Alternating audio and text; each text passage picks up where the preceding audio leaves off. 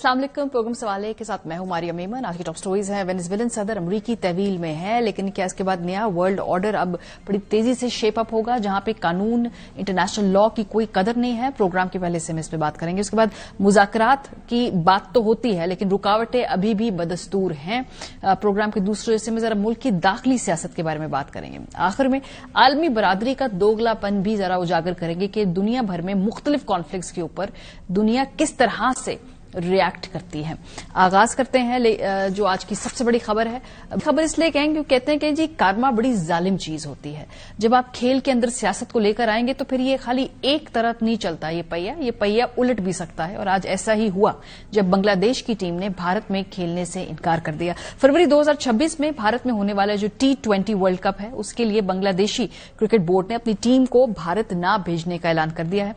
बांग्लादेशी मुशीर खेल डॉक्टर आसिफ नजरुल इस्लाम ने वाजे किया कि भारत जाने का अब कोई जवाज नहीं रहा, क्योंकि भारत हमारे खिलाड़ियों को सिक्योरिटी फराहम करने में बजाहिर नाकाम नजर आ रहा है।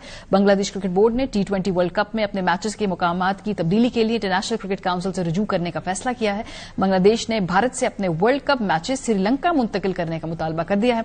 बांग्लादेशी बोर्ड ने यह अहम फैसला अपने बॉलर मुस्तफिजुर रहमान को IPL से खारिज किए जाने के बाद किया। IPL franchise Kolkata night Riders ने भारतीय बोर्ड की हिदायत पर मुस्तफिजुर रहमान को स्क्वाड से खारिज किया था। भारतीय क्रिकेट बोर्ड ने ज़राए से कहा कि वर्ल्ड कप में सिर्फ एक माह बाकी रह जाने के बाद मैचेस का मुकाम तब्दील करना तकरीबन नामुमकिन है। भारतीय बोर्ड के मुताबिक किसी की ख्वाहिश पर मैचेस नहीं तब्दील कर सकते। ये लॉजिस्टिक के हिसाब से बहुत ज्यादा मुश्किल है। बांग्लादेश पहला मुल्क नहीं जिसने क्रिकेट खेलने भारत जाने से इनकार कर दिया। पाकिस्तान पहले ही भारत न जाने का ऐलान कर चुका है। भारत ने गुज़िश्ता चैंपियंस ट्रॉफी में पाकिस्तान आने से इनकार किया था, जिसके बाद दोनों ममालिक के मैचेस न्यूट्रल वेन्यू पर कराने का मुआहदा हुआ था। पाकिस्तान इस तयशुदा मुआहदे के तहत अपने वर्ल्ड कप मैचेस श्रीलंका में खेलेगा। ये बड़ी डेवलपमेंट है, लेकिन ग्लोबली अगर हम देखें तो इससे भी बड़ी तब्दीली आई है और बड़ी डेवलपमेंट हुई है। और तब्दीली ये आई है कि वैसे ही अब यूनाइटेड नेशंस का वजूद बहुत कमजोर सा है। इंटरनेशनल लॉ की वैल्यू कम ही रही थी, लेकिन अमेरिका ने जिस तरह से वेनेजुएला के सदर को उनके मुल्क में जाके अगवा करके दुनिया के सामने उनकी तस्वीर पेश की और उन पर मुकदमात किए, ये भी एक बहुत ही एक डार्क चैप्टर है जो इस वक्त हम जिस दौर से गुजर रहे हैं। और फिर डोनाल्ड जे ट्रंप जो कि अमेरिकी सदर हैं, उन्होंने अपने ट्विटर अकाउंट से उनकी तस्वीर को भी ट्वीट किया है। और जिस तरह का कंटेंट इस वक्त व्हाइट हाउस और डोनाल्ड ट्रंप के अपने सोशल मीडिया अकाउंट से आ रहा है, वो देखने से ताल्लुक रखता है। लगता ही नहीं कि किसी जिम्मेदार मुल्क की ये एडमिनिस्ट्रेशन है। फिर कल मीडिया से गुफ्तगू करते हुए अमेरिकी सदर ट्रंप ने बाकायदा इसको सेलिब्रेट किया, इसका क्रेडिट लिया और ये भी कहा कि हम मुकदमा चलाएंगे और अब हम खुद वेनेजुएला को भी चलाएंगे। Today, the United States Armed Forces conducted an extraordinary military operation in the capital of Venezuela, but captured along with his wife, Celia Flores, both of whom now face American justice, District of New York. But we're going to run it properly, and we're going to make sure the people of Venezuela are taken care of. फिलहाल एक जो हुकूमत है Venezuela के अंदर, उसमें एक आला आईनी अदालत ने नायब सदर जो है वहां की डेल्सी, उनको फिलहाल ये कहा है कि वो अमूर हुकूमत चलाएंगी। लेकिन अमरीकी सदर कहते हैं कि नहीं, अमूर हुकूमत तो वो चलाएंगे। और इस बात को दोबारा जब पूछा गया प्रेसिडेंट ट्रंप से, तो उन्होंने कहा कि जो हम जिससे राजी हैं, जो हम करना चाहते हैं वेनेजुएला में वही होगा। President of Venezuela, or how do you foresee the relationship going? I understand she was just sworn in, but she was, as you know, picked by Maduro. So Marco's working on that directly. Just had a conversation with her, and she's essentially willing to do what we think is necessary to make Venezuela great again. Very simple. Venezuela की जो अबूरी सदर Delsey Rodriguez हैं, उन्होंने क्या कहा है? वो कहती हैं कि मुल्क के दिफा और अपने कुदरती वसाइल के तहफ़्फ़ुज़ के लिए वो तैयार है। अमरीकी सदर ट्रंप के इस बयान के इक़्तिदार की मुंतकिली तक वेनेजुएला को हम चलाएंगे। और ये भी कहा कि हम इसकी मुखालफत करते हैं कि अबूरी सदर ने कहा है कि वेनेजुएला किसी सूरत किसी भी मुल्क की कॉलोनी नहीं बनेगा। वेनेजुएलन अबूरी सदर के बयान के मुताबिक सदर निकोला मादुरो को अगवा किया गया है और वही वेनेजुएला के सदर हैं। मुल्क के दिफा के लिए अवाम सब्र और इत्तेहाद से काम लें। वेनेजुएलन अबूरी صدر نے کہا کہ حکومت نے ملک کی خود مختاری اور علاقائی سالمیت پر حملے کا جواب دینے کے لیے وینزویلا کی خصوصی دفاعی کونسل بلا لی ہے. یہاں ایک واضح حکومتی نظام موجود ہے. وینزویلا باوقار اور قانونی مکالمے کے لیے تیار ہے. جب آپ کے اندر خود سیاست اتنی پولرائزڈ ہو, اتنی زیادہ فریگمنٹڈ ہو, تو پھر اس کا فائدہ بیرونی طاقتیں اٹھاتی ہیں. اس وقت کے ہم دیکھ رہے ہیں کہ وینزویلا کے اندر بھی ایک آلٹرنیٹ سیاسی متبادل جو موجود تھا, وہ ماریا کورینا مشادو, جو کہ ان کو نوبیل انعام بھی دیا گیا, ان کی ٹویٹ آ گئی اس کے فوراً بعد کہ بھئی اب تو آزادی کا وقت آ چکا ہے. لیکن ان کے اس ٹویٹ کے جواب میں پریزیڈنٹ ٹرمپ نے ان کی کسی بھی قسم کے اقتدار میں شراکت داری کی بات کو مکمل طور پر مسترد کر دیا. انٹرنیشنل میڈیا اس کو کیسے دیکھ رہا ہے؟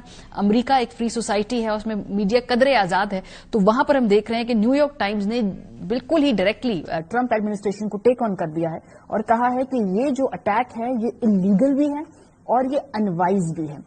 ٹائمز میگزین کہتا ہے کہ ہم کیا مڈل ایسٹ کے اندر ہم نے جو سبق سیکھے تھے ہم وہ بھول گئے ہیں کہ اب ہم دوبارہ وینزویلا کے اندر دخل اندازی کر رہے ہیں.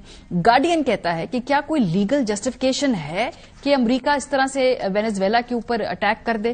واشنگٹن پوسٹ کہتا ہے کہ یہ جو نیا رجیم چینج کی جو پوری ان کی طریقہ کار ہے, یہ اسٹریٹجی اب لاطینی امریکہ میں واپس آ گئی ہے اور یہ بہت بڑا اسٹریٹجک گیمبل ہے اور اس کا کچھ بھی آؤٹ کم آ سکتا ہے ایک ایسی خطے میں جو بہت زیادہ پولرائزڈ ہے, ڈیوائیڈڈ ہے. تو یہ انہوں نے بھی اس پہ اپنے تحفظات کا اظہار کیا ہے. پھر یہ بھی اکانومسٹ نے بھی ان کے جو عزائم ہیں, ایکسپینشنسٹ عزائم ہیں, اس کا ذکر کرتے ہوئے کہا ہے کہ وہ پورے ویسٹرن ہیمسفیئر کو ڈومینیٹ کرنا چاہتے ہیں. امریکہ کے اندر سے بھی آوازیں اٹھ رہی ہیں. زوران ممدانی کی ٹویٹ آئی ہے جس میں انہوں نے کہا ہے کہ بھئی یہ میں صبح اٹھا ہوں, مجھے پتا چلا ہے, مجھے بریف ملی ہے, اور یہ اس طرح سے جو اٹیک کرنا کسی بھی سوورن نیشن کے اوپر, یہ ایکٹ آف وار ہے, یہ وائلیشن ہے فیڈرل اور انٹرنیشنل لا کی. امریکہ کے اندر جو دیگر اور آوازیں, چاہے وہ کملا ہیرس ہو, چاہے وہ ڈیموکریٹ لیڈر سینیٹر برنی سینڈرز ہوں, یہ سب اس موو کو اس وقت کوشچن کر رہے ہیں. پروگرام کے اس حصے میں ہمارے ساتھ ڈاکٹر عادل نجم صاحب موجود ہیں, ماہر بین الاقوامی امور ڈاکٹر جمیل احمد خان صاحب ہیں, سابق سفیر ہیں. بہت شکریہ آپ دونوں کا. جمیل احمد خان صاحب, آپ سے آغاز کروں گی. اس وقت کہ امریکہ کیسے وینزویلا کو چلا سکتا ہے جبکہ وہاں پہ اس وقت ایک عبوری حکومت ہے؟ میک اٹ میک سینس, یا پھر شاید ہم ایسی دنیا میں ہیں جہاں پہ اب کوئی سینس ہی نہیں ہے؟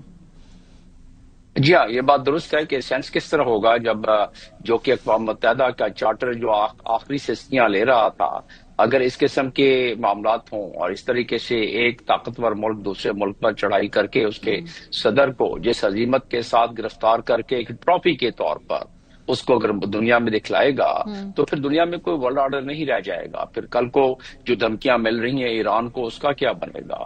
کل کو اگر چائنا بھی ورلڈ آرڈر کو رسپیکٹ نہ کرے, حالانکہ چائنا بہت رسپیکٹ کرتا ہے, تو پھر وہ اس کا تائیوان کا کیا بنے گا؟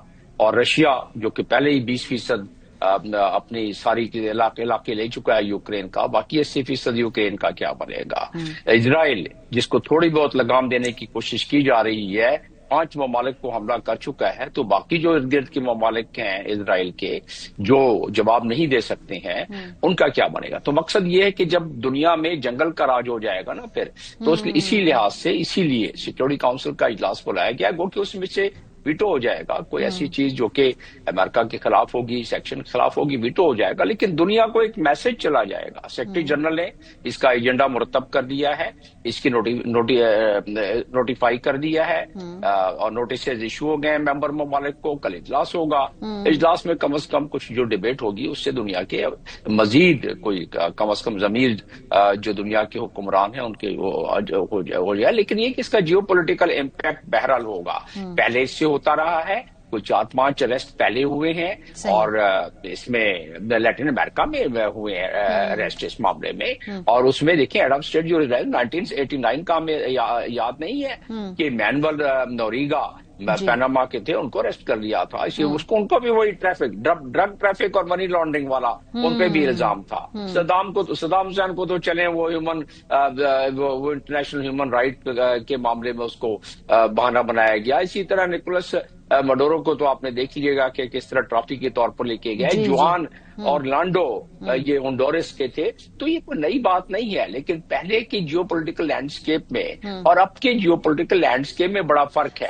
لیکن ڈاکٹر صاحب ایک اور بات بھی ہے, میں اس بحث کو آگے عادل نجم صاحب کے پاس بھی لے جانا چاہتی ہوں, لیکن یہ ان کے تمام انتخابی جو دعوے تھے اور جو وعدے تھے عادل نجم صاحب, یہ اس کی نفی ہے. وہ کوئی نئی جنگ شروع نہ کرنے کی بات کرتے تھے پریزیڈنٹ ٹرمپ, اور اس الیکشن ایئر میں جو کہ مڈ ٹرم الیکشن ایئر ہے اس دوران یہ کرنا, کیا وہاں ایک شوق حقیقت ہے؟ کیا امریکی وہاں پر جو حکومت اگر انہوں نے وینزویلا چلانا ہے تو ان کو معلوم تھا کہ یہ وینزویلا بھی چلانا اب امریکی حکومت کا کام ہوگا؟ ہماری اگر دنیا چلا رہے ہیں تو وینزویلا بھی چلا لیں گے, پہلے کیڑا کم چلا رہے ہیں اپنی نظر میں. لیکن آپ کا جو سوال ہے, اگر مجھے آپ اجازت دیں اور کوئی برا نہ مانے, آئی ڈونٹ نو کہ لوگ کیوں یقین کرتے تھے کہ جی انہوں نے یہ کہا تھا. ہمیں کیوں اتنی آرام سے یقین آ جاتا ہے جب کوئی ایویڈنس نہیں ہے؟ نہ ٹرمپ 1 میں تھا کہ کوئی جنگیں رکیں, نہ پچھلے 1 سال میں آپ نے کوئی ایک دن دیکھیں. 20 جنوری کو ٹرمپ صاحب کو 1 سال پورے ہو جائیں گے. کوئی ایک دن ایسا گزرا ہے جب امریکہ ٹرمپ نے کسی دوسرے ملک میں مداخلت نہ کی ہو؟ اس سال میں نے اور آپ نے کتنی بار اس بات کی ہے, کبھی اس جگہ کی, کبھی اس جگہ کی, کبھی فلسطین کی, کبھی ایران کی. سو یہ میرے خیال میں تاریخ جو ہے بڑی چیزیں پہ حیران ہوگی, جس میں سے ایک پہ یہ ہوگی کہ ٹرمپ صاحب کیسے یہ باتیں کر دیتے تھے. حیرت یہ نہیں ہے کہ ٹرمپ صاحب کہتے تھے کہ میں پیس کا ہوں, وہ تو سیاستدان ہے, ان کا کام ہے یار بیچارے کا کہنا. حیرت یہ ہے کہ کون سے ایسے لوگ تھے اور وہ کیا سمجھ کے اس کو مان لیتے تھے جب all the evidence was against it. So I don't think کہ اس میں کوئی سرپرائز ہے. آپ کا جو ابتدائیہ تھا, I think it was really brilliant. I honestly سے دیٹ, بیکاز آپ نے جو خصوصاً بات کی اندرونی سیاست کی, تو ایک تو ہم نے جو کل ہم نے دو تین چیزیں دیکھی. ایک تو ہم نے دیکھا یہ کہ امریکن را پاور, جس کا امبیسڈر صاحب بھی ذکر کر رہے تھے, وداؤٹ اینی وارنش. ایسا نہیں ہے کہ نیا تھا, جیسے انہوں نے کہا نوریگا کا 89 میں تھا and so on so forth, نئی بات کوئی نہیں تھی. لیکن جو پہلے آپ کم از کم ایک لبادہ لگاتے تھے تھوڑا سا کوئی انٹرنیشنل لا کا, موریلٹی کا, اب اس کی بھی زحمت کرنے کی ضرورت نہیں ہے. ایک تو آپ نے وہ را پاور دیکھی, اس میں بھی کوئی نئی خبر نہیں ہے, وہ آپ بھی جانتی ہیں, میں بھی جانتا ہوں. دوسری طرف ہم نے ایک بروکن سوسائٹی دیکھی وینزویلا کی, جو کرمبل ہو گئی. اگر یہ سب کچھ اتنی جلدی ہوا تو صرف اس لیے نہیں ہوا کہ امریکہ کے پاس فوجی طاقت بہت ہے, اس لیے ہوا کہ ان کی اپنی ایک طرح سے انٹرنل کو بھی تو ہوئی نا. ان کی جو اپنی فوج, کم از کم کچھ لوگ تھے جنہوں نے ہیلپ کی, ان کی اپنی سیاست اتنی بکھری ہوئی تھی, وہ آپس میں اتنا جھگڑ رہے تھے. اگر ہم نے کچھ دیکھنا ہے, ہم سے مراد پاکستان بھی اور دنیا بھی, تو ہمیں یہ بات بھی دیکھنی ہوگی. دوسری چیز یہ ہوئی. تیسری چیز یہ ہے کہ جو ہم نے کل دیکھا, بالکل صحیح امبیسڈر صاحب نے بھی کہا, آپ نے بھی کہا, اور میں بھی کئی چینلز پہ کہہ رہا ہوں, سو آئی وونٹ ریپیٹ اٹ. اس کے سارے جو انٹرنیشنل مضمرات ہیں, اس کے علاوہ جس کی بات کم ہو رہی ہے وہ یہ کہ اس کا ایک انٹرنل ڈومیسٹک پالیٹکس امریکہ سے بھی تعلق ہے. اس وقت امریکہ بھی تو ایک بکھری ہوئی سوسائٹی ہے نا. سو ان امریکہ میں اس وقت بات پارٹلی ہو رہی ہے کہ ٹرمپ نے یار یہ کیوں کیا, صحیح, اور پارٹلی اس لیے کیا کہ شو آف اسٹرینتھ جو ہے وہ ہمیشہ ہر اتھارٹیرین کا آخری اربا ہوتا ہے. جس طرح مودی صاحب نے حملہ کر دیا تھا نا, یہ اسی قسم کی چیز ہے. آپ جب انٹرنلی کمزور فیل کرتے ہیں تو آپ کا ایک بیسٹ حربہ یہ ہوتا ہے کہ یار لیٹ می شو اسٹرینتھ, کیونکہ ایوری ون ول ریلی. اور آپ ڈیفلیکٹ بھی کر لیتے ہیں, ڈبیٹ کچھ شفٹ بھی کر لیتے ہیں. ایپسٹائن فائلز کا جو پریشر ہے وہ بھی تھوڑی دیر کے لیے اس سے نیوز سائیکل سے نکل گیا ہے. ایمبیسڈر صاحب, ہم نے دیکھا کہ خالی یہ لاطینی امریکہ تک پریزیڈنٹ ٹرمپ کی سٹیٹمنٹس نہیں تھی. چند دنوں پہلے وہ ایران کے بھی براہ راست گفتگو کر رہے تھے کہ ادھر بھی ہمیں انٹروین کرنا پڑ سکتا ہے. کیا آپ کو لگتا ہے کہ فی الحال ٹرمپ صرف لاطینی امریکہ کے اندر مصروف ہیں, تو شاید اس خطے کے اندر ابھی فی الحال کوئی وہ جو ڈائریکٹ انٹروینشن کی جو وہ بات کر رہے ہیں وہ بات نہ ہو, وہ صرف ایک سٹیٹمنٹ ہے, ایک دھمکی ہے؟ نہیں, اس سے تو اور زیادہ ان کو ان کے ارادوں کو دوام ملے گا کہ 1 گھنٹے کے اندر اندر پورا آپریشن مکمل تیاری جو کرنی تھی اس سے پہلے ریہرسل وغیرہ ہو گئی تھی. تو وہ بات جس طرح ہو رہی تھی پہلے بھی کہ انٹرنلی بھی جب, کیونکہ یہ تو پورا پیکج ہوتا ہے, یہ پورا فل اسپیکٹرم ہوتا ہے جس کے تحت انٹیلیجنس ورک کیا جاتا ہے, جس کے تحت اندر سے لوگ توڑے جاتے ہیں, اس ٹوٹی پھوٹی سوسائٹی میں داخل ہوا جاتا ہے, اس کے بعد آپریشن کر دیا جاتا ہے, اور اس کے بعد پھر حکومت چلانے کی بات کی جاتی ہے. اور हुकूमत चलाने की बात तो अपने तौर पर क्या, जाहिर है उन्होंने अपने साथ वहां के लोग जो टूटे हुए हैं यानी कि जो मुनरिफ हैं उनको मिला के वो ये बातें होती हैं। और आपने देख लिया कि नोबेल लॉरिएट भी तैयार बैठी हुई हैं अपनी, इस तरह और बहुत सारे लोग, तो ईरान में भी बहुत सारे लोग तैयार बैठे होते हैं। और जिसकी पहले ट्राई की गई, ये नहीं कि ईरान में पहले ट्राई नहीं की गई, लेकिन क्योंकि ईरान एक होमोजेनियस सोसाइटी है और ईरानी सोसाइटी में वो सदियों और हजारों सालों से वो अपनी इज्जत वकारो तकरीमो नामूस की पासदारी करना जानते हैं, इसलिए वो दोबारा जुड़ जाते हैं। वरना हालात तो वहां भी काफी पतले हो रहे हैं। और जो कहा है डोनाल्ड ट्रंप ने, वो तो ख्वाहिश है, वो इजराइल की बड़ी पुरानी ख्वाहिश है, दरीना ख्वाहिश है कि ऐसा किया जाए, रिजीम चेंज की जाए। तो आप समझ रहे कि हौसले बुलंद हो गए हैं इस वक्त प्रेसिडेंट ट्रंप के। आदिल नजम साहब, आपकी तरफ जो मैं सवाल भेजूंगी वो ये कि मैं तो जो रिएक्शन है पूरी दुनिया का, मतलब फ्रांस ने इस कदम को सराहा, इसके अलावा ईयू की जो स्टेटमेंट आई है, कलेक्टिव स्टेटमेंट जो आती है, उसमें भी जिस तरह यूक्रेन के लिए परेशानी थी, इसको उन्होंने कहा जी ये आजाद हो गए आज वेनेजुएला के लोग। और यूक्रेन की अपनी मैं स्टेटमेंट देख रही थी, वहां पे जो ज़ेलेंस्की और उनके जो वजीर दिफा है वो कहते हैं कि जी ये तो फिर प्यूटन के साथ भी कर देना चाहिए है। सो ये रिएक्शन बड़ा अजीब है, बड़ा आपको लगा या यू वर नॉट सरप्राइज्ड? नहीं जी, सरप्राइज तो अब आजकल इतनी सरप्राइज होती है कि सरप्राइज होना उससे मुश्किल हो जाता है। सो I do think I was surprise, लेकिन आई वुड नॉट रीड ये जो रिएक्शन है एज द एक्चुअल रिएक्शन। मेरे ख्याल में इस वक्त हर कैपिटल जो है, चाहे वो ना सिर्फ वॉशिंगटन, ना सिर्फ कराकस, बल्कि तेहरान, बल्कि बीजिंग, बल्कि पेरिस, बल्कि लंदन, चाहे इस्लामाबाद, वहां सोच ये हो रही है कि यार इसका मतलब क्या है और इसका मेरे लिए क्या मतलब है, मेरे ऊपर क्या होगा। मसलन आई कैन नॉट इमेजिन कि ईयू की जो मर्जी स्टेटमेंट हो कि किसी को ये ख्याल ना आया हो कि यार ग्रीनलैंड में फिर क्या हो सकता है, वहां तो लोग ही 80-20 बहुत छोटी कम सी तादाद है, हजार है। सो कहने का मकसद ये है कि स्टेटमेंट्स आई हैं, लेकिन आप कई उन स्टेटमेंट्स को अगर आप गौर से पढ़ें तो देर ऑल्सो केयरफुली क्राफ्टेड। वो स्टेटमेंट जो है वो वेनेजुएला की रिजीम के खत्म होने के बारे में ज्यादा है और अमेरिका का जो तरीकाकार है उसके बारे में कम है। सही। That is again a very important diplomatic point कि वेनेजुएला के बारे में तो दुनिया की राय जो थी वो बड़े अरसे से तकरीबन यूनानिमस थी, इन वेस्ट की कम अज कम, कि वो जो रजीम है, चाहे मोटेरो साहब की हो, चाहे उससे पहले जो थे उनकी हो, उसके खिलाफ बहुत से सीरियस एलिगेशंस और ह्यूमन राइट्स के बारे में, नारकोटिक्स के बारे में, दूसरी चीजों के बारे में थी। सो ये स्टेटमेंट कह रही है कि यार उसका खत्म होना अच्छा है, ठीक है। लेकिन I will refer you for example, जो पहली स्टेटमेंट आई यूरोप से वो थी यूके के प्राइम मिनिस्टर जी जी, और उन्होंने पहले कहा कि जी हमारा इससे कोई ताल्लुक नहीं, क्योंकि उसमें कार्रवाई की बात थी, राइट। उन्होंने ये नहीं कहा कि बुरा है कि अच्छा है। सो I think every country is trying to figure out. हाँ, और उनके जो सबके जो डिप्लोमेटिक जो डिप्लोमेटिक रिस्पॉन्सेज इसलिए बड़े मैयर्ड हैं। कुछ लोग अभी भी इंतजार कर रहे हैं, हर किसी ने इसका डिप्लोमेटिकली इस पे स्टेटमेंट जारी नहीं की इंक्लूडिंग पाकिस्तान। बहुत शुक्रिया आप दोनों। आप ब्रेक पे जाएंगे, जब वापस आएंगे थोड़ी सी डोमेस्टिक पॉलिटिक्स के ऊपर बातचीत करेंगे। मुज़ाकरात की पेशकश को 12 रोज हो गए, कुछ पेशरफ्त इस हवाले से नहीं हुई। ब्रेक के बाद हमारे साथ रहिए। Welcome back. वज़ीर-ए-आज़म शहबाज शरीफ की जानिब से मुज़ाकराती ऑफर को 12 दिन गुजर चुके हैं, लेकिन अभी तक कोई पेशरफ्त हुई नहीं है, ना कोई कमिटीज बनी है। इस वक्त हमने देखा है कि कौमी मुज़ाकराती कमेटी जो है वो एक कौमी कॉन्फ्रेंस कर रही थी। वो कमेटी जिसमें फवाद चौधरी साहब हैं, इमरान इस्माइल साहब हैं, जो तहरीक इंसाफ पे पहले ताल्लुक रखते थे, अब वो हैं या नहीं है, स्टेटस वो अनक्लियर है। वो फिलहाल इस हवाले से कुछ एक्टिव जरूर हुए हैं और 7 जनवरी को इस्लामाबाद में उन्होंने कॉन्फ्रेंस की कॉल भी दी। लेकिन तहरीक तहफ़्फ़ुज़ आईन पाकिस्तान ने आज कहा है कि इस कॉन्फ्रेंस में वो नहीं बैठेंगे, क्योंकि ये जो लोग हैं इनका अपना स्टेटस अनक्लियर है। इस वक्त जो है इन लोगों को कोई ओन नहीं कर रहा, कोई जमात, तो वो उनके साथ बैठकर इस कॉन्फ्रेंस से कुछ हासिल होगा नहीं। तो फिलहाल लगता है कि जो ये बैठक है ये ना इतनी कोई कामयाब होने वाली है। लेकिन बहरहाल अभी तक मुज़ाकरात में आगे पेशरफ्त क्यों नहीं हुई, जाहिर सी बात है जो दोनों अतराफ हैं वो इसका जिम्मेदार एक दूसरे को ही ठहराते हैं। मुलाहिजा करें।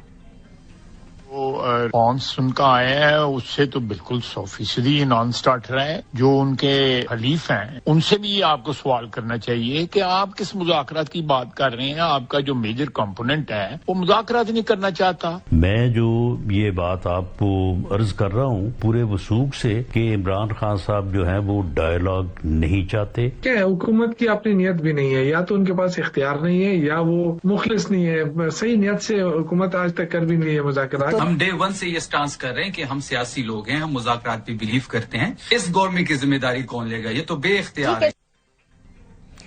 لیکن جو ایک اہم سوال ہے کہ کیا اس مذاکراتی عمل کے اندر مقتدرہ کی مرضی شامل ہے, اور کیا نواز شریف صاحب بھی اس مذاکراتی عمل میں بالواسطہ بلا واسطہ کسی طریقے سے انوالوڈ ہیں؟ ان دونوں سوالوں کے جواب کل رانا ثناء اللہ صاحب نے دیے جب انہوں نے کہا کہ یہ جو مذاکرات کی پیشکش ہے اس میں مقتدرہ کی مرضی سے یہ سب کچھ ہو رہا ہے. وزیر اعظم نے جو آفر کی ہے میں ان کے طریقہ کار کو جس طرح سے وہ کام کرتے ہیں وہ سمجھتا ہوں, تو ایسا ہو نہیں سکتا کہ انہوں نے اس معاملے میں میاں نواز شریف صاحب کو اعتماد میں نہ لیا ہو یا اسٹیبلشمنٹ کو اعتماد میں نہ لیا ہو. آگے بڑھ کے رانا ثناء اللہ صاحب یہ بات بھی کر رہے ہیں کہ اس ملک کے اندر 5 بڑوں کو بیٹھنا ہوگا جس میں سیاسی اور غیر سیاسی تمام اینٹیز ہیں. جب یہ بیٹھیں گے تو یہ مذاکرات کہیں آگے بڑھ سکتے ہیں. اس وقت ملک کے 5 بڑے ہیں ان کے درمیان جو ہے وہ کانفیڈینس بلڈنگ میجرز ہونی چاہیے, ان کے درمیان رابطہ ہونا چاہیے. وہ تو آگے ہیں میرے لیڈر پرائم منسٹر صاحب اور میاں نواز شریف صاحب. تیسرے جو ہیں وہ سب علی زرداری صاحب ہیں, پریزیڈنٹ صاحب ہیں. چوتھے عمران خان صاحب ہیں, اور 5ویں کا میں سمجھتا ہوں کہ آپ سمجھتے ہی سب کو پتا ہے. ان کے درمیان جب تک کوئی کانفیڈینس میجر نہیں ہوں گے تو ایک دوسرے پہ یقین نہیں ہوگا, وہ بریک تھرو نہیں ملے گا. مذاکرات ہو کیوں نہیں رہے, آخر رکاوٹ کیا ہے؟ اس کے اوپر آج سینئر صحافی کالم نگار سلمان غنی صاحب نے ایک تجزیہ دیا ہے, اور روزنامہ دنیا میں چھپے سینئر صحافی اور کالم نگار سلمان غنی کی کالم کے مطابق مذاکرات میں پیش رفت اس لیے نہیں ہو رہی کہ اپوزیشن نے حکومت کی جانب سے مذاکرات کی پیشکش قبول کر کے حکومت کو مشکل میں ڈال رکھا ہے. حکومت اس مذاکراتی عمل کو اپنی شرائط سے مشروط کرتی دکھائی دے رہی ہے, جس کا اظہار وزیر اعظم کے مشیر رانا ثناء اللہ 8 فروری کی احتجاجی کال کی واپسی کا کہہ کر چکے ہیں. حکومت کو مذاکراتی عمل میں کسی پیش رفت کی جلدی نہیں ہے. حکومت مذاکرات کو پریشر کوکر کے طور پر استعمال کر رہی ہے تاکہ سیاسی محاذ پر بھاپ نکلتی رہے اور کوئی ہنگامی اور غیر معمولی صورتحال طاری نہ ہو. اپوزیشن خصوصاً تحریک تحفظ آئین پاکستان مذاکرات کی بات کرتی نظر آتی ہے, لیکن حکومت ان کی پیشکش کو اس لیے سنجیدگی سے نہیں لے رہی کہ اسے معلوم ہے کہ اڈیالہ جیل والے ایسے کسی مذاکرات کو قبول نہیں کریں گے جس میں ان کے ریلیف کی بات نہ ہو. اب تک کی صورتحال میں سیاسی ماہرین سمجھتے ہیں کہ اصل فریق حکومت اور اپوزیشن نہیں بلکہ پی ٹی آئی اور مقتدرہ ہے, اور ان کے درمیان ڈیڈ لاک ہی مذاکرات میں اصل رکاوٹ ہے. اگر اگلے چند روز میں حکومت کی جانب سے مذاکرات کے لیے کمیٹی کا قیام عمل میں نہیں آتا تو پھر مذاکراتی عمل کے امکانات عملاً ختم ہو جائیں گے. حکومتی ذرائع کے مطابق اگر اپوزیشن 8 فروری کی احتجاجی کال واپس لے کر کوئی مثبت جواب دے گی تو حکومت آگے بڑھے گی, ورنہ مذاکرات اور مزاحمت کو ساتھ چلا کر ایسا کوئی عمل ممکن نہیں ہوگا. پروگرام کے حصے میں ہمارے ساتھ موجود ہیں میاں جاوید لطیف صاحب, سابق وفاقی وزیر سینئر رہنما پاکستان مسلم لیگ نواز, محمد زبیر صاحب رہنما تحریک تحفظ آئین پاکستان اور سابق گورنر سندھ. بہت شکریہ آپ دونوں حضرات کا. پہلے زبیر صاحب آپ سے آغاز کرتے ہیں. یہ جو بات کی ہے کہ بھئی مقتدرہ اور نواز شریف صاحب اس پورے مذاکراتی عمل کے اندر موجود ہیں, تو یہ تو اچھی بات ہے نا کہ اس کا مطلب ہے کہ جو 2 اہم اور سٹیک ہولڈرز ہیں اور مقتدرہ اس میں سب سے اہم سٹیک ہولڈر ہے, وہ پھر آن بورڈ ہے. ان کی مرضی سے آپ کا خیال ہے مذاکرات ہو رہے ہوں گے؟ دیکھیے کنفیوژن تو ہے کیونکہ رانا ثناء اللہ ایک سنجیدہ ظاہر ہے ایک منسٹر ہیں اور وہ اتنی بڑی بات نہیں کریں گے جب تک ان کے پاس کافی کلیئر کٹ انڈرسٹینڈنگ نہ ہو.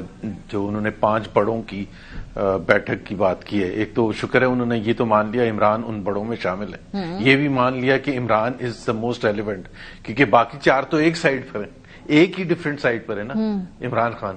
باقی نواز شریف, شہباز شریف, پریزیڈنٹ اور اسٹیبلشمنٹ تو وہ سب ایک طرف ہیں. تو ایشو ان کے حساب سے بھی کہ ایشو صرف عمران خان کے حوالے سے ہے اور ان کی ریلیونس جا نہیں رہی ہے, تو اس لیے 5 کو بیٹھنا پڑے گا اور 4 ایک طرف ہوں گے اور عمران خان ایک طرف ہو گیا. تو اس حد تک تو میرا خیال ہے یہ پازیٹو ایکنالجمنٹ ہے جس کو آپ کہہ سکتے ہیں کہ جی to the reality of the political situation in Pakistan today. یہ بھی میرا خیال ہے وہ صحیح کہہ رہے ہیں کہ بغیر اسٹیبلشمنٹ کے یا نواز شریف کے انڈرسٹینڈنگ کے اتنی بڑی بات وہ کریں گے بھی نہیں. میں اس حد تک اب کیوں نہیں بات چیت پھر بھی ہو رہی ہے، کیونکہ یہ صرف ایک سٹیٹمنٹ دینا، اس کے بعد جب باوجود اس کے کہ تحریک تحفظ آئین پاکستان نے 21 دسمبر کو جو اپنا کنونشن کمپلیٹ کیا تھا، ختم ہونے کے بعد جو شائع کیا تھا اپنا پوائنٹ آف ویو، اس میں بات چیت ہی کی بات کی تھی، اور اس کے 2 دن کے بعد ہی شہباز شریف صاحب نے ایک سارٹ آف پازیٹیو رسپانس دیا تھا، لیکن اس کے بعد پھر سب کچھ بیٹھ گیا ہے شرائط کی وجہ سے، یہ جو بھی ہے. سو حکومت کرنا تو نہیں چاہتی، لیکن وہ اس چیز کو محسوس بھی کرتی ہے کہ کچھ نہ کچھ ہونا ضروری ہے، کیونکہ پریزنٹ سچویشن جو پولیٹیکل انسٹیبلٹی ہے وہ سسٹینیبل نہیں ہے، کیونکہ اس کی وجہ سے جو دوسرے مسائل پیدا ہو رہے ہیں پاکستان میں، specially economic point of view سے، وہ باوجود اس کے کہ حکومت پوری کوشش بھی کر رہی ہے معیشت کو ٹھیک کرنے کے، لیکن وہ سمجھتے ہیں کہ جو پولیٹیکل انسٹیبلٹی اور ٹیمپریچر اتنا ہائی ہے، اور خاص طور پر یہ فیبری 8 کے حوالے سے وہ سمجھتے ہیں کہ اس کا جو بلٹ اپ ہوگا اس سے مزید بڑھے گی، جو کہ بالکل میں آپ کو بتا دوں کہ فیبری 8 میں بالکل سیریسنس ہے. There is nothing going to be taken back کہ فیبری 8 کو وہ پہیا جام یا جو بھی کرنا ہے، اور وہ صرف ایک دن کا نہیں ہوگا، اس سے پہلے بہت سے پلان ہیں، اگلے چند روز میں آپ دیکھ لیں گی. وہ تحریک انصاف کے انڈیویجول پلانز ہیں یا تحریک تحفظ آئین پاکستان بھی پلیٹ فارم اس کے اکٹھے آپ لوگ ہیں؟ یہ ایک تو ان کا اپنا ہے جو کہ سہیل افریدی صاحب سندھ آ رہے ہیں، کراچی آ رہے ہیں، لیکن جو براڈلی جو پلان جتنے بھی ہیں وہ تحریک تحفظ آئین پاکستان کے، جس میں سندھ میں بھی ایکٹیویٹیز ہیں، لاہور میں ابھی چند دن بعد کچھ پلانڈ ہے، آئی تھنک 9 جنوری کو، اور اس کے بعد تو یہ سلسلہ چلتا رہے گا. اینڈ دے انڈرسٹینڈ، ظاہر ہے حکومت نہیں چاہتی کہ یہ کوئی بلٹ اپ ایسا ہو اور ہمارے لیے اور مشکلات پیدا ہوں. اچھا جاوید لطیف صاحب، یہ گفتگو آپ سن رہے ہیں. گزشتہ پورے ہفتے میں جو ایک بات بڑی اہم ہے وہ یہ کہ نواز شریف صاحب کی مرضی کے بغیر یہ مذاکرات کی بات نہیں ہوئی ہوگی، یہ رانا ثناء اللہ صاحب کہہ رہے ہیں. آگے کہنے والے تو یہ بھی کہتے ہیں کہ اچکزئی صاحب سے رابطے کے بارے میں گو ہیڈ بھی نواز شریف صاحب نے دیا ہے. وہ چاہتے ہیں کہ اچکزئی صاحب کے تھرو بات چیت ہو، اور ایسا ایک ڈیلیگیشن بینظیر بھٹو صاحبہ کی برسی کے اوپر جب سندھ گیا ہے انہوں نے بھی یہ بات کی ہے زرداری صاحب سے. ان خبروں میں کوئی حقیقت ہے؟ آپ تک پہنچی ہے یہ خبر؟ ماریا، پہلی بات تو یہ ہے کہ میرے علم میں ایسی کوئی بات نہیں ہے، اور دوسرا میں یہ کہوں گا کہ کون سے بڑے بات کریں گے اور کس ایجنڈے پہ کریں گے، اور وہ 5 بڑے جو بھی ہوں گے کیا وہ عدالتی فیصلوں کو رد کر سکیں گے؟ کیا وہ کسی کی سزا جزا بڑھا سکیں گے؟ اور جہاں تک تعلق ہے 8 فروری تک جلسے جلوسوں کا، احتجاج کا، یقیناً ہر اپوزیشن وقت کی جو ہوتی ہے اس کا حق ہوتا ہے، وہ کر سکتے ہیں، چھوٹے ہوں بڑے ہوں احتجاج. اس افرادی قوت پہ نہیں جانا چاہیے، اور اس کے موقف کو دیکھنا اور سننا چاہیے، وقت کی حکومت کو ڈریس بھی کرنا چاہیے. جہاں تک تعلق ہے رانا ثناء اللہ کی بات کے حوالے سے جو انہوں نے کہا، یہ تو بہتر وہ بتا سکتے ہیں اور سمجھا سکتے ہیں، مگر میں جہاں تک ایک سیاسی ورکر کے یہ سمجھتا ہوں کہ کوئی بھی سیاسی حکومت ہو یا سیاسی اپوزیشن جماعتیں ہوں، ان کے ڈائیلاگ آپس میں ہونے چاہیے. اور جہاں تک نواز شریف کا کہنا یا ان کے دل کی آواز ہے، یقیناً ان کے دل کی آواز یہی ہوگی کہ اچکزئی صاحب ہوں یا دیگر سیاسی لیڈرشپ ہو، ان کو انگیج کرنا چاہیے ریاست کی بہتری کے لیے، آئین قانون کی بالادستی کے لیے، سویلین سپرمیسی کے لیے. مگر مجھے یہ نہیں سمجھ آتی کہ نواز شریف صاحب بقول جو بات کرتے ہیں لوگ، یا زبیر صاحب بات کر رہے ہیں، تو اتنی بڑی آئین قانون سے ہٹ کے نواز شریف کیوں بات کریں گے کہ عمران خان سے بات کریں یا کسی اور سے بات کریں؟ عمران خان کی جماعت موجود ہے اور ان کے لوگ بھی موجود ہیں. اور جو بات آپ فواد چودھری کے حوالے سے کر رہی ہیں، فواد چودھری ہوں یا ان کے دیگر ساتھی ہوں. اب دیکھنے والی بات یہ ہے کہ وہ اپنے طور پہ یہ ڈائلاگ شروع کروانا چاہتے ہیں یا ان کو عمران خان کی جو ہے وہ حمایت حاصل ہے. یہ بھی ایک یہ سوال اچھا. لیکن جاوید لطیف صاحب آپ نے کہا نا کہ رانا ثناء اللہ صاحب نے یہ بات کیوں کی ہے, تو یہ پارٹی کے اندر اگر رانا ثناء اللہ صاحب یہ بات کر رہے ہیں تو نواز شریف صاحب کی مرضی کے بغیر کر رہے ہوں گے. پھر جو مقتدرہ بھی شامل ہے وہ اگر بات کرنا چاہتے ہیں, آپ عدالتی پروسیس کی بات بھی کر رہے ہیں, تو پھر حکومت میں سے نواز شریف صاحب, رانا ثناء اللہ صاحب مذاکرات کی بات کیوں کر رہے ہیں اگر آپ کہہ رہے ہیں کہ کیسز کو اوور رائڈ تو نہیں کیا جا سکتا نا؟ میں وہی تو کر رہا ہوں کہ جو رانا ثناء اللہ صاحب کو کوٹ کر رہے ہیں یا حکومت کو کوٹ کر رہے ہیں, کسی جگہ کسی نے یہ بات کہی کہ ان کی سزا جو ہے وہ ڈائلاگ کے ذریعے ختم کی جا سکتی ہے. میں بالکل بڑا کلیئر ہوں کہ نواز شریف صاحب کو جب بھی مقتدرہ نے اس وقت کی نے سزائیں دیں تو عدالتوں سے سزائیں دلوائیں, مگر جانا بھی عدالتوں میں ہی پڑا. کبھی یہ نہیں ہوا کہ ہاں ایک موقع ضرور تھا کہ جب پرویز مشرف کا دور تھا. آپ کو یاد ہوگا کہ آج کوئی اسی طرح کی لیڈرشپ نہیں ہے یا اسی طرح کا ایک ادارہ ریاست پہ قابض نہیں ہے یا اقتدار پہ قابض نہیں ہے. کوئی کمزور کہے, تکڑی کہے یا نہ ہونے کے برابر حکومت کہے, مگر ایک سیاسی حکومت تو وجود پھر وہ میں ہے. 5 بڑوں کی بات میں پھر وہ کیوں کہہ رہے ہیں؟ مجھے مطلب جو آپ کی خود سمجھ سے بات ہے نا کہ بھئی کیسے کیسز ختم ہو سکتے ہیں, پھر حکومت ان 5 بڑوں کے بیٹھنے کی بات کیوں کر رہی ہے اگر پروسیس چلنا ہے, عدالتی نظام ہونا ہے؟ یہ تو آپ کی حکومت کے وزیر بات کر رہے ہیں نا. کوئی پوچھا آپ نے کہ بھئی ہمیں بھی سمجھا دیں, ہمیں سمجھ نہیں آ رہی کہ ایک سزا یافتہ شخص کیسے ان 5 بڑوں میں اس سے پھر بات چیت کی جائے؟ میرا خیال ہے جہاں تک میں نے سنا تھا یا جو میرے علم میں ہے وہ مائنس عمران خان بات کی جا رہی ہے, سیاسی جماعتوں کی بات کی جا رہی ہے. اور یقیناً جو پلیٹ فارم آئین تحفظ پاکستان کا بنا ہوا ہے اس پہ بھی یہ بات میں مختلف وقتوں میں سنتا آیا ہوں کہ ہم کسی فرد واحد کے لیے یہ اتحاد نہیں بنایا, ہم تو آئین قانون کی بالادستی, سویلین بالادستی کے لیے یا آئندہ الیکشن کو صاف شفاف بنانے کے لیے یا اداروں میں بہتری لانے کے لیے ہم بات کر رہے ہیں. میں تو یہ سنتا آیا ہوں. اب جہاں تک آپ کا یہ کہنا ہے کہ نواز شریف صاحب کی مرضی کے بغیر یہ اتنی بڑی بات کیسے ہو سکتی ہے؟ بھائی 5 بڑوں کی ہو یا 6 بڑوں کی ہو یا 12 بڑے بیٹھ جائیں, ریاست کے لیے ضرور بیٹھنا چاہیے اور کوئی اس میں آر نہیں ہے, کوئی اس پہ پابندی نہیں ہونی چاہیے, کوئی اس میں شرمندگی نہیں ہونی چاہیے کہ بڑے بیٹھ کے جن کو بھی سمجھا جائے, جن کو بھی با اختیار سمجھا جائے, فیصلہ ساز سمجھا جائے, وہ ریاست کی بہتری کے لیے. یہ ایک حقیقت ہے کہ سیاسی عدم استحکام ہے, معاشی پرابلمز ہیں دنیا میں. پاکستان کو جو مقام اعتماد ملا ہوا ہے اس کو ٹھیس پہنچنے کا اندیشہ ہے.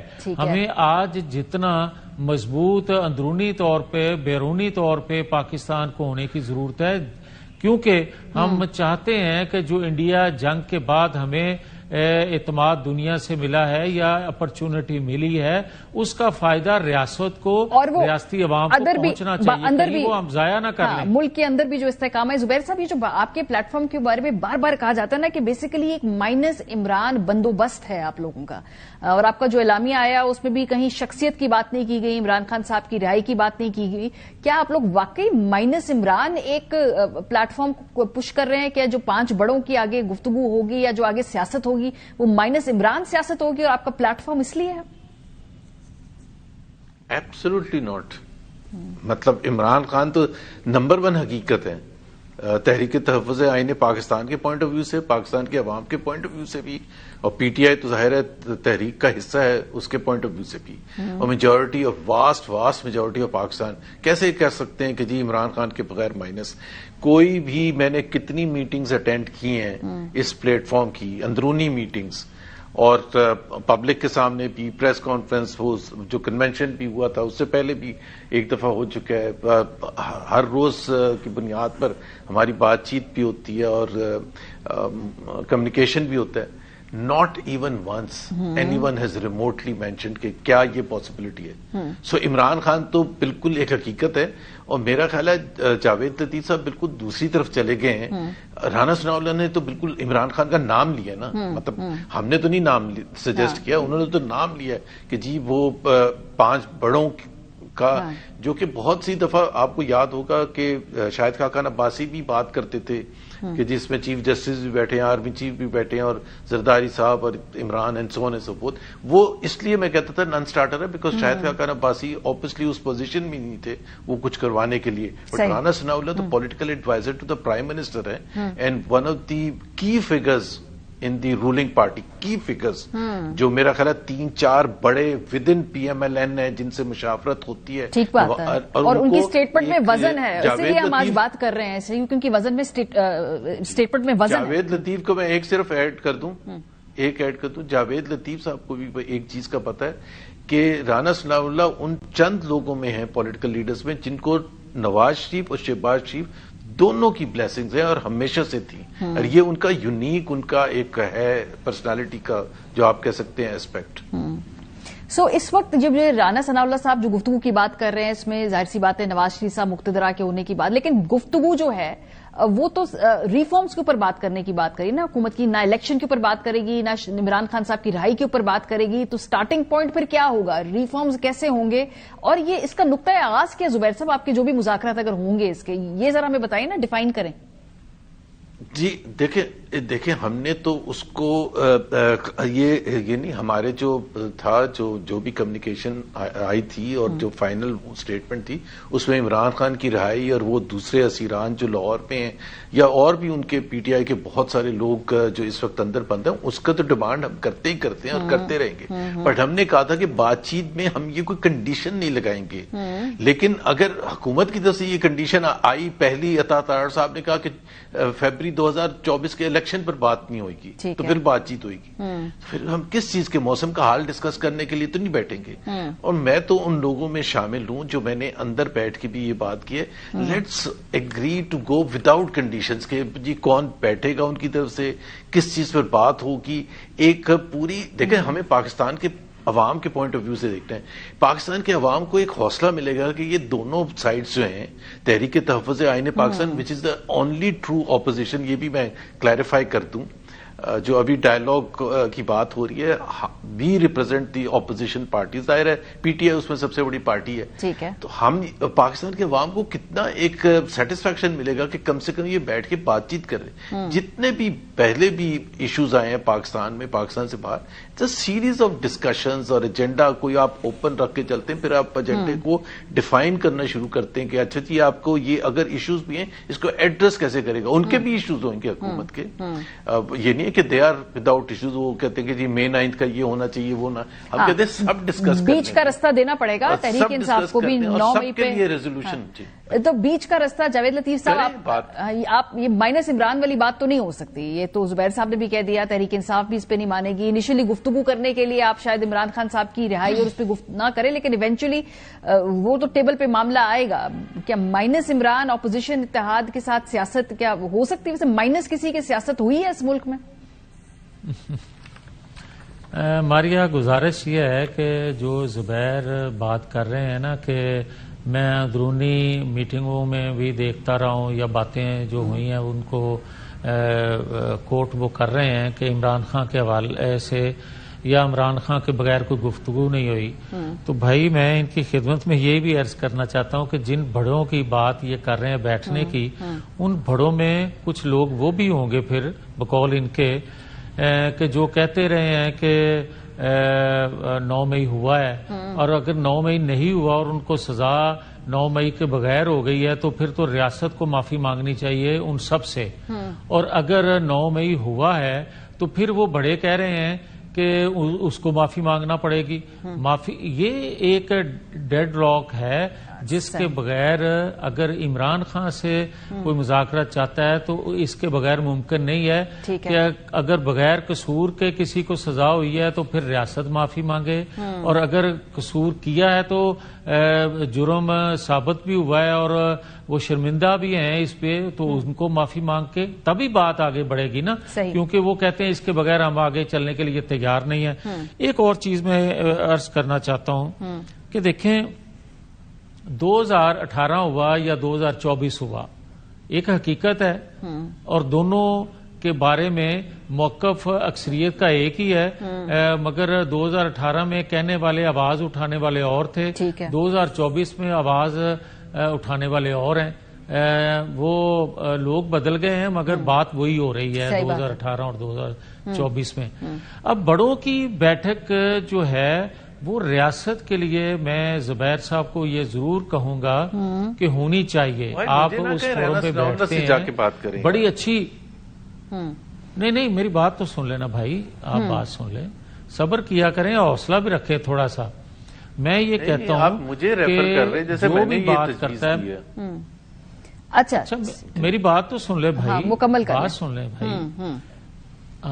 میری بات ہے یا ماریا کی بات ہے یا زبیر کی بات ہے، کسی نے بات کر دی، زید بکر اور نے بات کر دی، میں یہ کہتا ہوں بطور پاکستانی یہ بات کر رہا ہوں، اور میرا خیال ہے آپ کو بھی اس بات پہ اعتراض نہیں ہونا چاہیے کہ فیوچر میں جو پیچھے غلطیاں اداروں میں بیٹھے لوگوں سے ہوئی ہیں، سیاستدانوں سے ہوئی ہیں، حکومت وقت سے ہوئی ہیں، اپوزیشن کے لوگوں سے ہوئی ہیں، ہم سب کو ان غلطیوں کا اگر ادراک ہو گیا ہے یا ہونا چاہیے ہمیں، تو تبھی آپ آگے بڑھ سکتے ہیں نا۔ اور جس طرح انہوں نے کہا کہ بیٹھ کے کوئی وہ بیٹھک میں کوئی موسم کا حال تو نہیں کسی نے پوچھنا، یقیناً بات آپ درست کہہ رہے ہیں، پھر آپ کو کوئی ایجنڈا بنا کے بیٹھنا پڑے گا۔ ایجنڈا کیا ہوگا نا، یہ سوال ہے نا، ایجنڈا کیا، کیونکہ ایجنڈا جو ہے دونوں طرف سے اگر ہم دیکھیں تو تحریک انصاف کے لیے ایک مختلف سٹارٹنگ پوائنٹ ہے، حکومت کے لیے ایک بہت مختلف سٹارٹنگ پوائنٹ ہوگا۔ بہت شکریہ آپ دونوں حضرات، میں پاس وقت کی کمی ہے ورنہ میں اس بحث ضرور بڑھاتی۔